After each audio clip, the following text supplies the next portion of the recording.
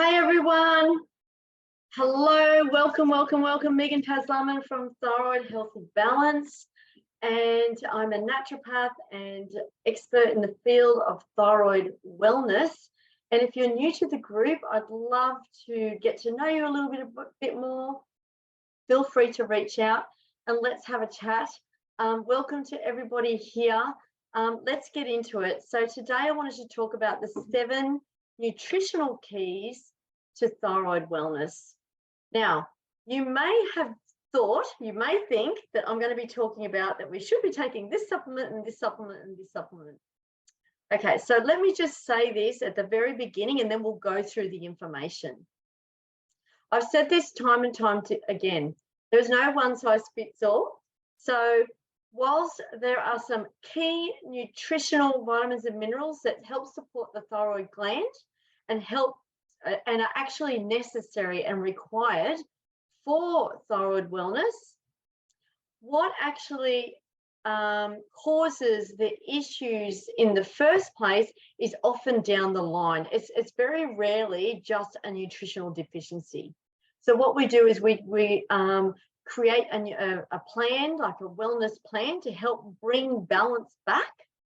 But generally, it's some other things. So what happens is in the body, the body recruits XYZ for a situation. So therefore, there isn't enough of that XYZ to go to where it needs to go. So sometimes there's only enough pull. And there's a lot of reasons for that. We just don't have the nutritional quality these days. So there's a lot of factors that stem from the grassroots level. The other thing is the way our food is produced, our process, packaging, all of that plays a role. And then there's also our lifestyle. So how much rev do we have? You know, how much are we pushing ourselves outside of what, how we're supposed to live? You know, if you think back to our ancestors, they had a very slow life compared to us. We're very much in our society on a treadmill. We're kind of go, like achieve more, get more, do more. So there's a question of, well, how much can our body actually manage, right? With the nutritional concepts. So let me just get into this. If you have any questions, I really invite you to ask any questions today. And if I can't get back to them on the call, I'll certainly get back to them directly after this live training. Okay, so who wants me to go through the 7 key vitamins and minerals for thyroid wellness? Give me a thumbs up. Give me a yes. Say hello. Let me know that you're here. If you're watching the replay, certainly do this as well. So I'm waiting. Who wants me to go through the 7 key nutritional concepts for thyroid wellness? I need a bit of love. I need some thumbs up for me to deliver this live training. This is a 2-way. That's actually 1 way.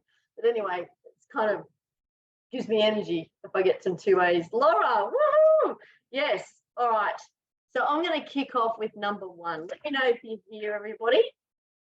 Number 1, crucially important. No, I'm not going to talk about that. I'm going to talk about another number. Okay, let's just go from the very, very beginning. Number 1, which I had as my number 5, is tyrosine. Okay, Rowena. Hey, Rowena, beautiful to have you here. So tyrosine is the backbone to our thyroid hormone production. In fact, it's the backbone to a lot of our hormones, a lot of our catecholamines. Think our dopamine, our serotonin, all of those types of neurotransmitters as well. So we need our tyrosine. So tyrosine is an amino acid that actually comes through our dietary foods through protein. So this could be an issue if we're not having enough protein in our diet, if we're not quite getting enough tyrosine. In fact, the US military and over in the Netherlands, they actually gave, the troops or the army's tyrosine to help manage stress, the stress for life of the elements and excessive fatigue, right? So it's very, very key. In fact, our thyroid hormones are unable to be produced without tyrosine as the backbone, which actually couples with iodine. I mean, it's impossible. That's how our thyroid hormones are produced, right?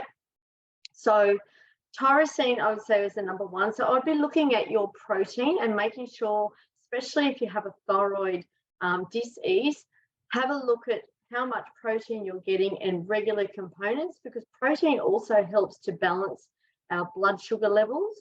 It also, it helps our iron as well.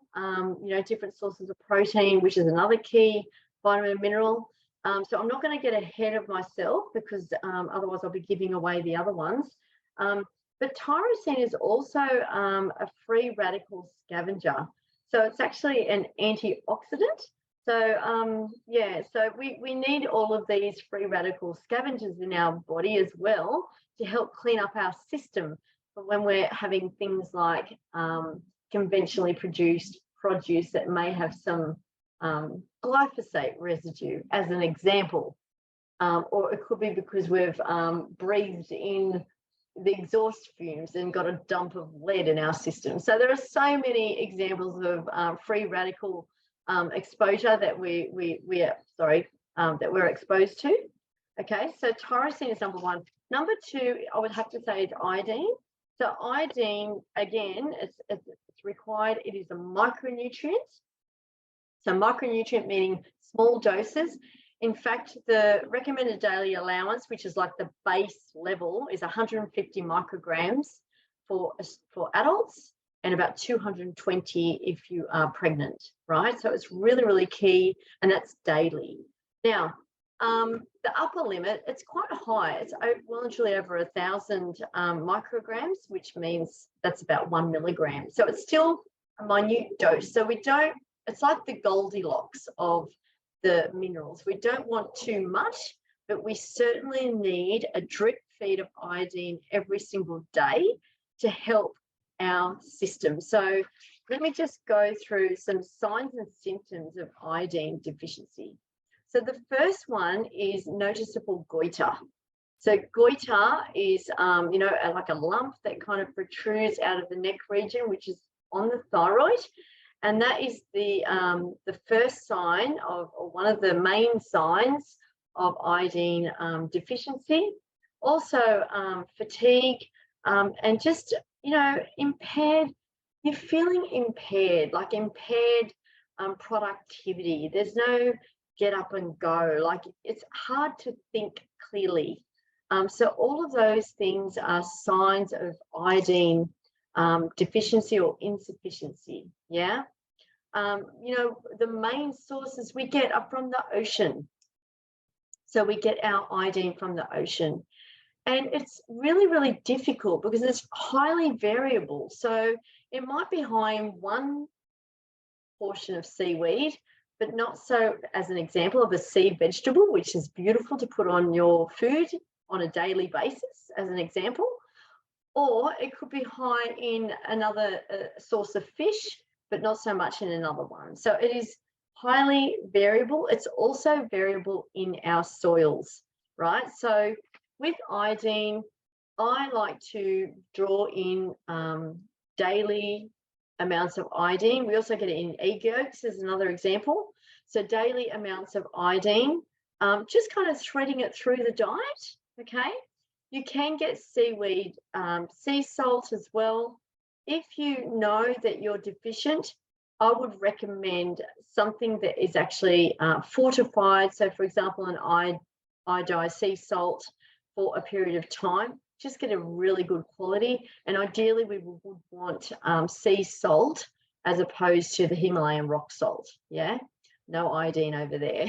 And potentially other harmful chemicals in Himalayan rock salt. So that's just a couple of tips. The reason why I'm giving these tips is because it's a very common deficiency, and might I say, in fact, a lot of people are scared of taking iodine, which is why if we have it in our diet, we're probably going to be sufficient.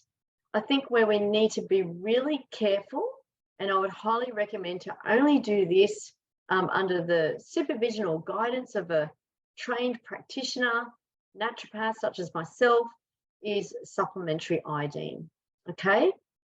But dietary iodine, just like lots of different things in our diet, you know, we want to go broad to really get those components in, yeah? Iodine also has some other unknown functions in the body. It is highly present, well, actually 80% of iodine is stored in the thyroid gland. So that pretty much gives a good clue as to where it is required in the body the most, and that is in the thyroid gland. Other areas of the body are the salivary, you know, your saliva, also your gastric acid as well, and mammary glands and ovaries. Yeah, so I often see iodine as very protective for the whole women's reproductive system. So if you're susceptible to cysts or lumps, bumps, you know, always getting like breast lumps as an example, or, you know, polycystic ovaries or something like that, you may wish to check your iodine stores. The best form of testing is a 24-hour iodine loading dose. Iodine actually doesn't store in the body, so that's why, you know, we're not at risk of overdose from stored form of iodine. In fact, that's not 100% correct. There is selenium actually helps to recycle a little bit of iodine through the kidney system. Yeah, so we get a little bit of it recycled back through, but essentially most of it is through dietary component, and then it's out, it's excreted out, right? So there are other types of testing. You can just have a random test, or you can, you know, just have a morning iodine test, and that will show, you know, what's come through your diet from the night before. So if you're having a typical diet, that would be a really good measure as well, because it would just give an estimate of what's going on in your body on a day-to-day basis. Yeah. All right. So again, I cannot stress that enough. What the last thing you want to do is just go out and buy an iodine supplement. It's important to test, you know, to find out what's going on there.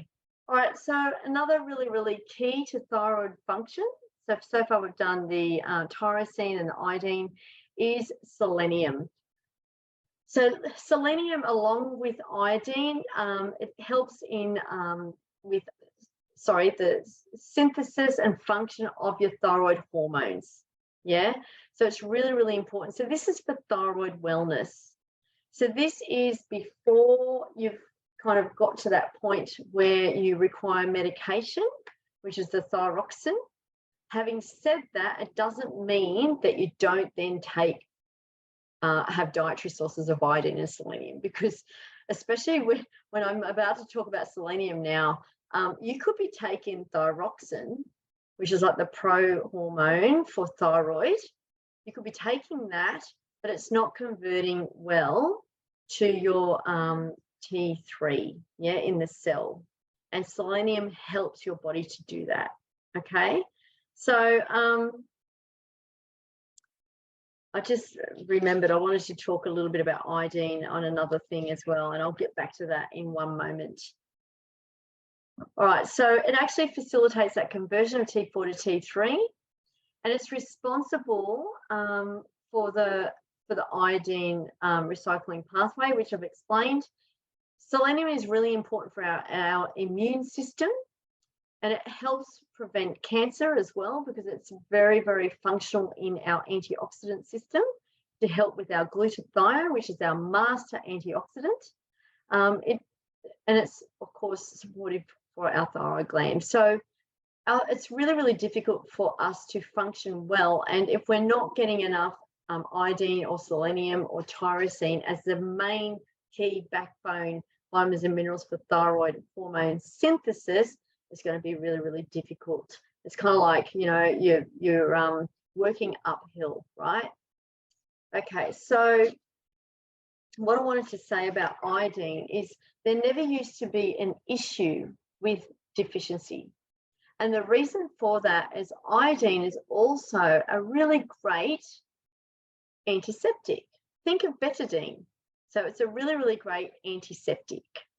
And what they used to do is they used to use iodine to clean like the canisters in like the, you know, the milk factories, you know, in the dairy farms and the milk factories.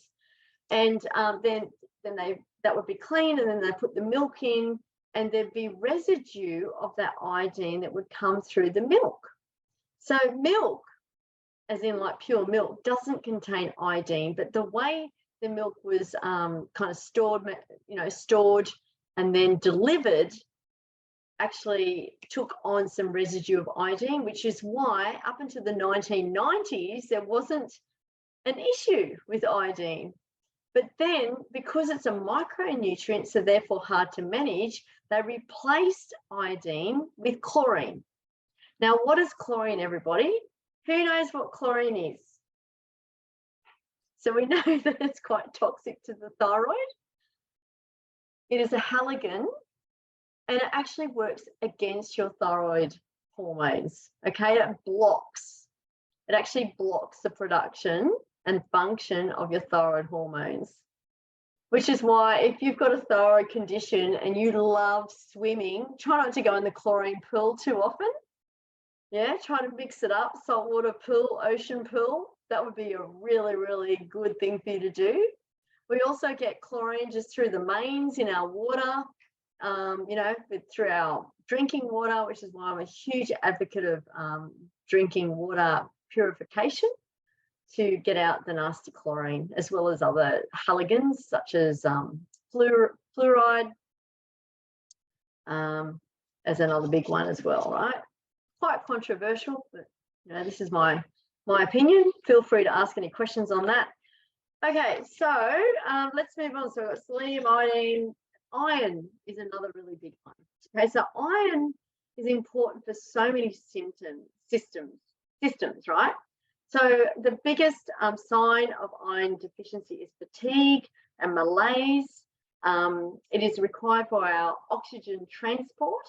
So you know, if you feel that you're breathless, you know, that would be a sign of iron deficiency. It's a common deficiency as well. It's a bit of a dopey mineral. It's hard for us to absorb, and it tends to be lower. If there is a deficiency, it tends to be more prevalent with women as opposed to men because of our menstruation cycles, right?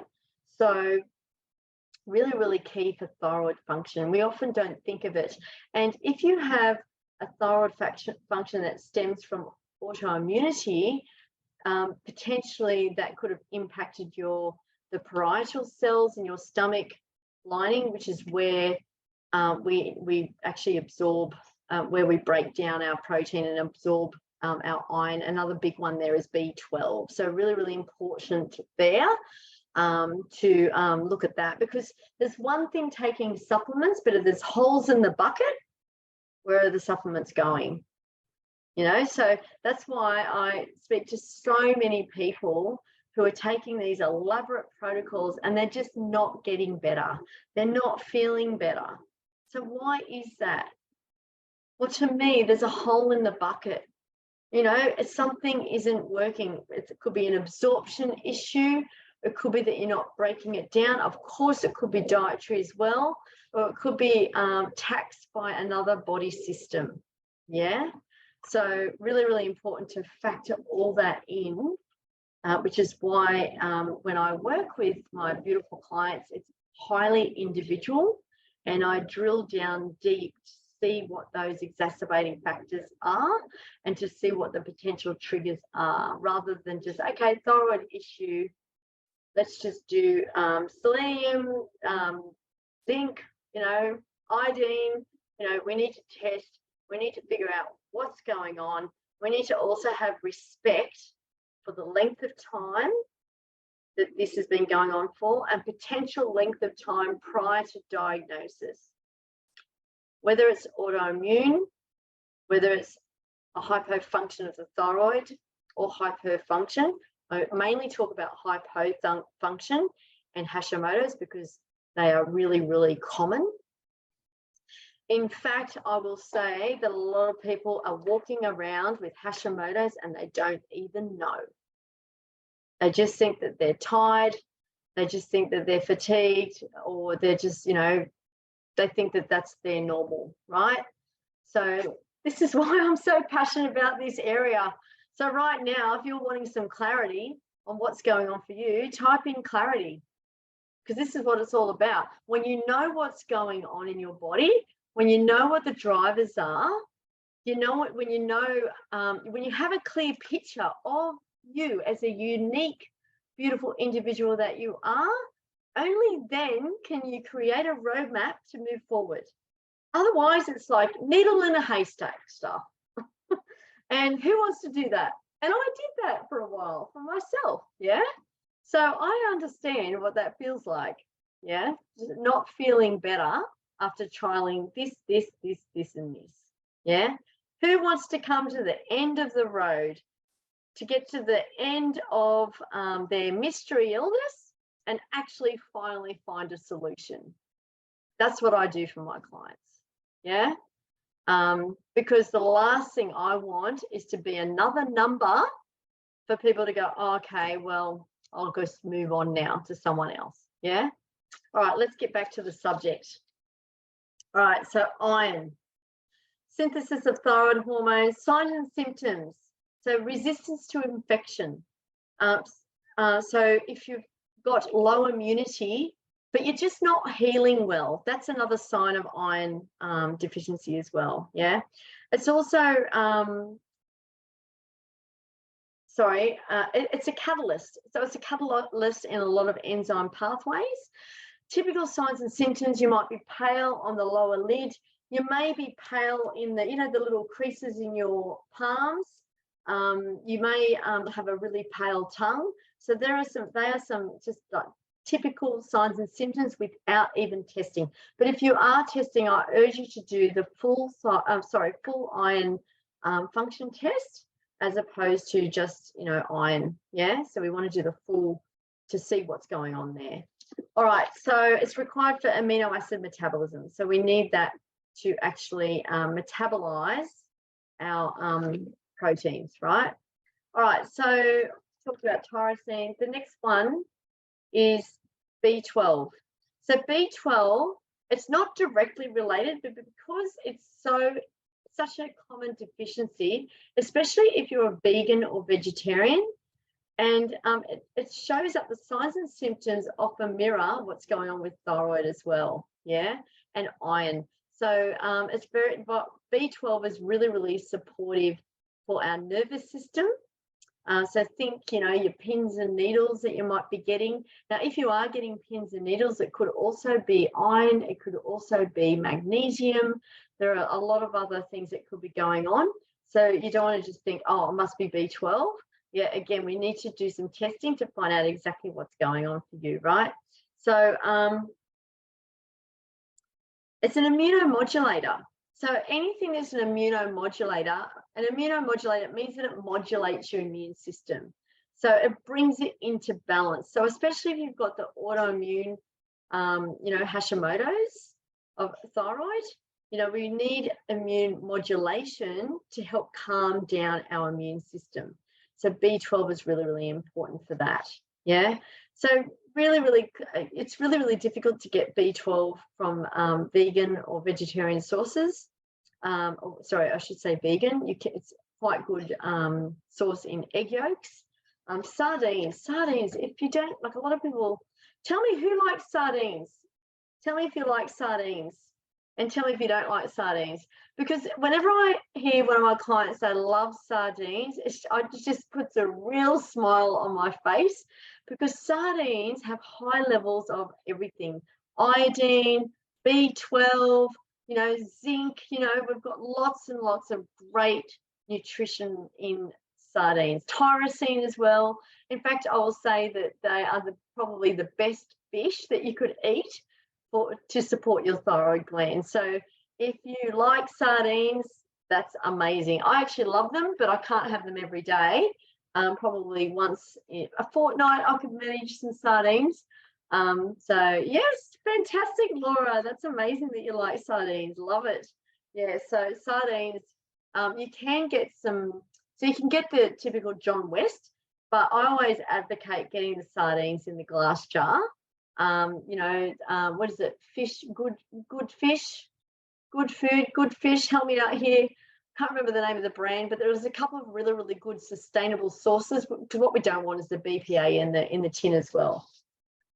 All right. And then, so how many have I done? So tyrosine, iodine, selenium, iron are the key. B12. I'm going to talk about vitamin D now. So vitamin D, it's actually mainly absorbed through the skin. It's actually, we have a precursor that sits in the sebaceous glands of our skin, and that actually interacts with the UVB rays from the sun.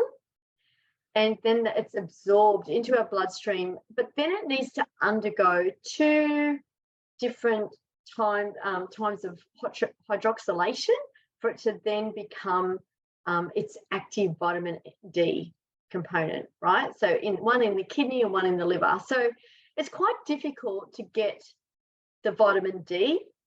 And once you get it, then it needs to click into a receptor. And unfortunately, a lot of the population have polymorphisms on our receptors. A polymorphism is a fancy word for a little defect on the receptor, which means that in that organ or at that site, it's difficult to absorb the vitamin D. Yeah.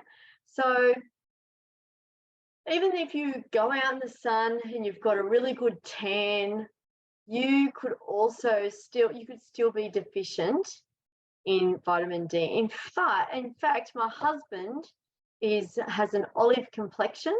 He's from the Mediterranean region, and I was quite surprised. I remember seeing this is years ago now. I remember seeing the signs and symptoms that he might have vitamin D deficiency. We got it tested, and yes, he was actually deficient because he worked indoors. So even though he was colouring up quite easily, he wasn't getting enough vitamin D.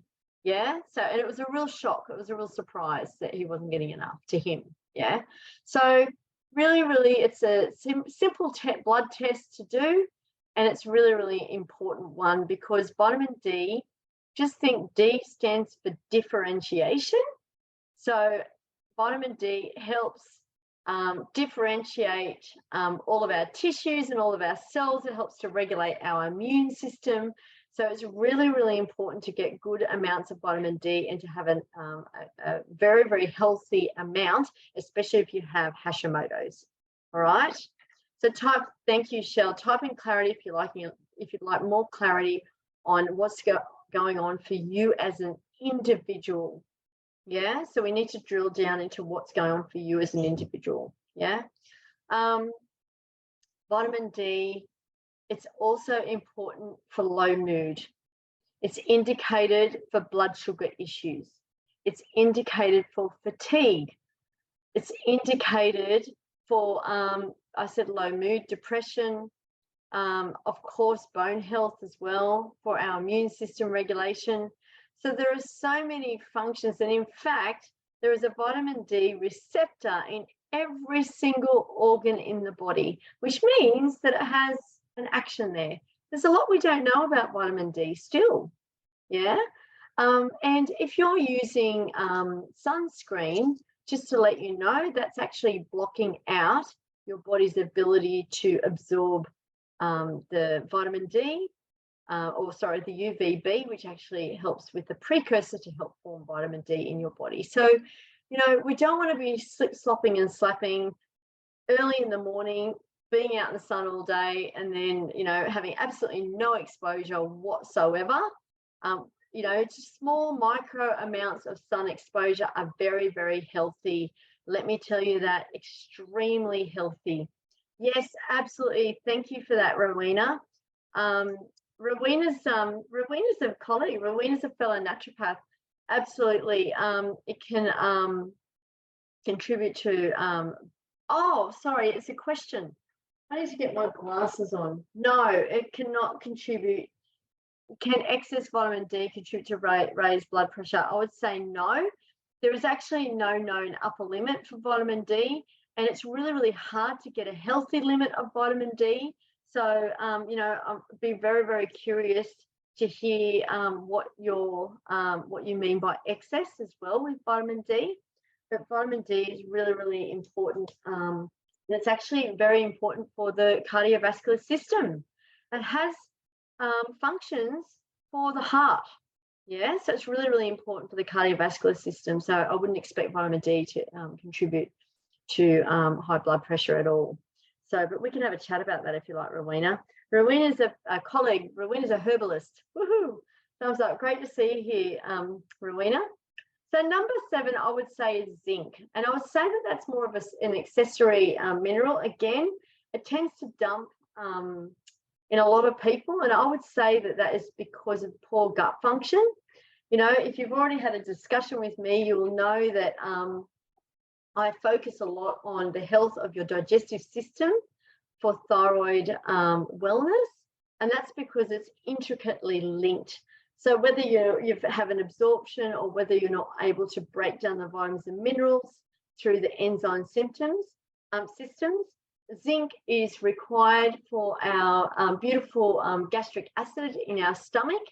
So if we don't have enough, it's kind of amphoteric. If we don't have enough zinc, we can't break down and cleave off the beautiful iron and vitamin B12 as an example, and zinc.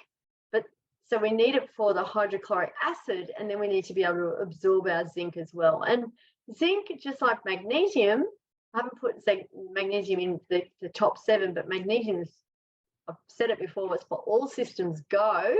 So green leafies, bring them in, please. They are for a catalyst. So zinc is for about 160 enzyme pathways, or 180. I'm thinking it's 200 actually. Magnesium is for well and truly over 400 enzyme pathways. So that is what we call catalysts. So essentially, think of the cycle, that how we produce energy, our Krebs cycle or our citric acid cycle. We have lots of little, it's like a whole lot of locks, and we have little keys, and the little vitamins and minerals are the keys to help that cycle go, so that we can produce our adenotriphosphate, which is our energy. Yeah. So every single cell produces energy. So if we don't have a lot of these key components, such as iron, such as magnesium, such as zinc, and all these, and tyrosine, no wonder we're feeling fatigued, flatlined, and lethargic. Yeah. So yes, all of those signs and symptoms are a sign and symptom of thyroid, but also so many other systems in the body, our adrenal system as well. Yeah, so in a nutshell, they are the keys to thyroid wellness, but it's not the be all or end all. If you just take supplements, if you take these supplements, that doesn't mean that you're going to get well, because we need to look at what holes are in your bucket. We need to know how stress impacts your body, whether there's any viral load impacting your body, whether there is a hormonal imbalance that's impacting as well. What's going on with your liver function? What's going on with your digestive function? Yeah, to name a few. So we need to look at you as the whole picture, not just one part of it. We don't want to just shine the light on the thyroid. We need to look at the whole picture. This is the year of health and wellness, everybody. Like we've come out of the whole COVID time. This is the year for everybody to really search deep and ascertain whether they are operating at their top level of health and wellness, because it's there for each and every one of you, and for me, and for everybody on the planet. It is there. I have to say, there are a lot of sick people on the planet. There are a lot of unwell people on the planet. Okay, so this is one of my, this is my passion, my purpose, to really work in this field of mystery illness. Thyroid is often seen and dubbed as the mystery illness because the signs and symptoms overlap with so much more. but it's not as complex as you think. Yeah, we just need to plug those little holes in the buckets, really, really look at your own individual picture and work together. And you know what? Just may I say, the way I work with people isn't going to be suitable for everybody. You know, one of the reasons why I invite people to have a call is A, to see if we're a good fit. And then the second longer call is for us to really map out your roadmap. And then we can see whether that's a good fit for you. Because I have had people that I've had to say no to, and that's the fact. And that is, you know, a classic example is someone who comes into my world and they have the strong opinion that I'm here to fix them. It's all one way. Now, that is, I'm that particular client, with love and respect, I will not take on, because it needs to be a partnership. It needs to be a partnership. I can support and guide, but I can't make you do anything. You know, that is for your power. That is your seat of power. That is for you to decide. Yeah. So we work together. Yeah. So I have had, So essentially, if you're curious and if you would like to see what your roadmap looks like in working with me to help support your thyroid wellness so that you can achieve the health abundance that you deserve, type in clarity. Type in clarity, and we start off with a short 10-minute call, obligation free. Then if we're a good fit, we can do a longer call, still obligation free, but where I actually really drill down and get more information about you. This is all free, more information about you so that I can then propose a roadmap, and then we can either move forward from there to work together, or you can have some nuts and bolts to go and work alone. Okay? That's completely up to you. It's your body, your decision, your health, your right. All right, so I look forward to connecting with you if need be, and I will see you again soon. Bye for now.